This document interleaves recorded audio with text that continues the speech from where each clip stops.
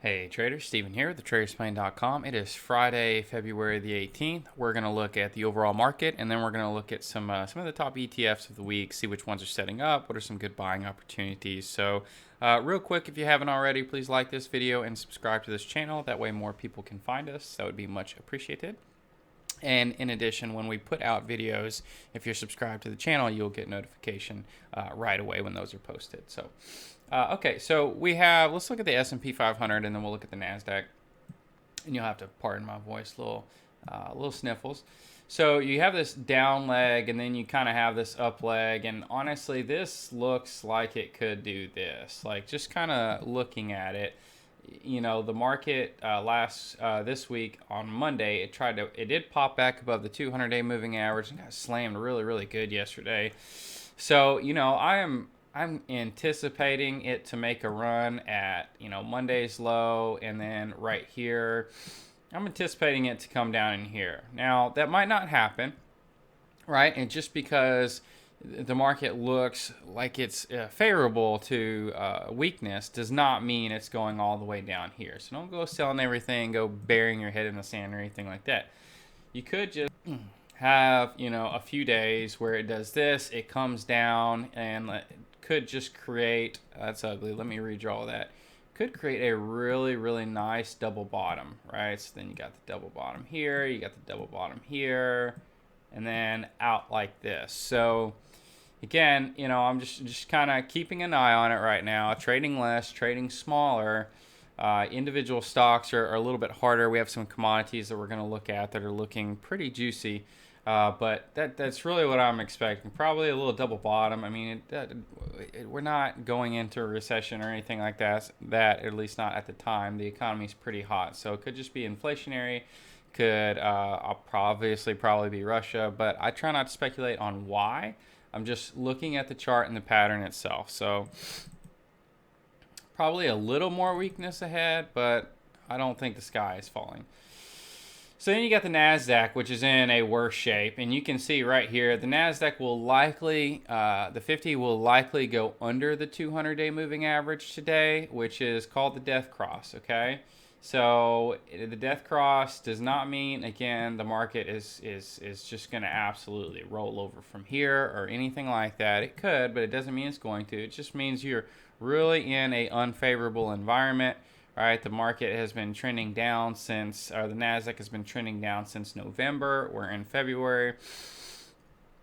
Just keep in mind that the longer this consolidates, the longer it pulls back, the more it chops around and frustrates everybody and makes them want to say, oh, this doesn't work, or my system doesn't work, or whatever the case is, right? The more you get frustrated, the stronger the rally is coming out of here. So that's why when you know the market's under the 200-day or you're in death cross mode, you trade less, you trade half sizes. You know, you try to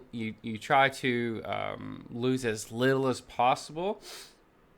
And when you get that buy signal, when you get that bull market buy signal, when the market starts to rally, then you can really push your chips in, because you're not mentally hurt, right? You didn't get mentally hurt on this move because you followed solid rules and you know you're going to be okay. So, and just kind of as a reminder, right, the last cross that happened was coming out of March of 2020, and the NASDAQ had its greatest run since 1999 in the middle of a recession. This was a recession right here, and the market rallied really strong. This is why we don't focus on the news. So let's look at the top ETFs of the week. You have UNG.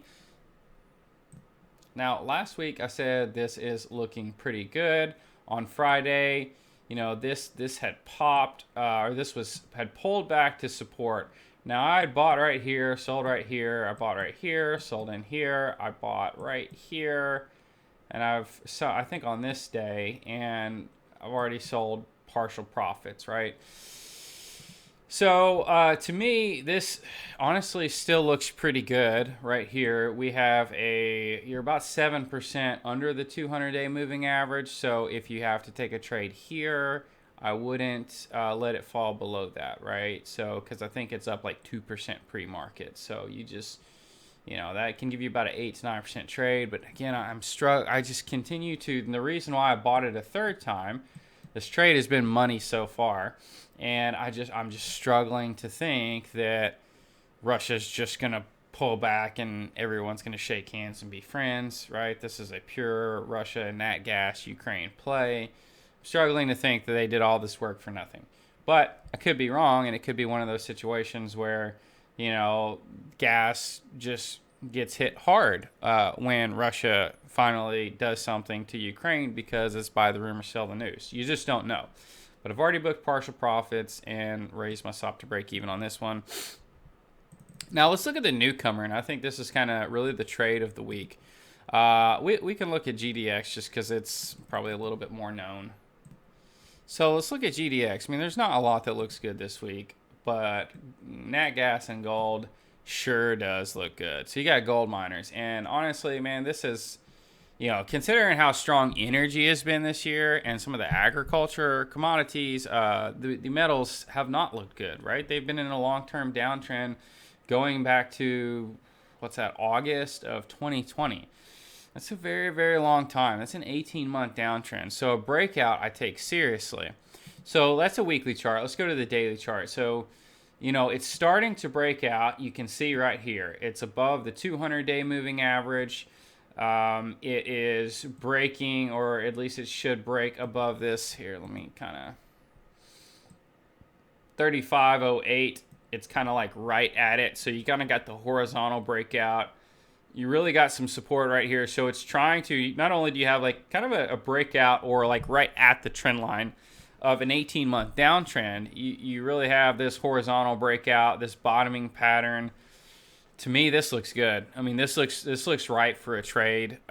If you kind of track it, right now it's 11% above this level. You might have to kind of raise your, I like it under the 50-day, but that's probably too wide, so you might have to raise your stop a little bit. You could get a shakeout right here.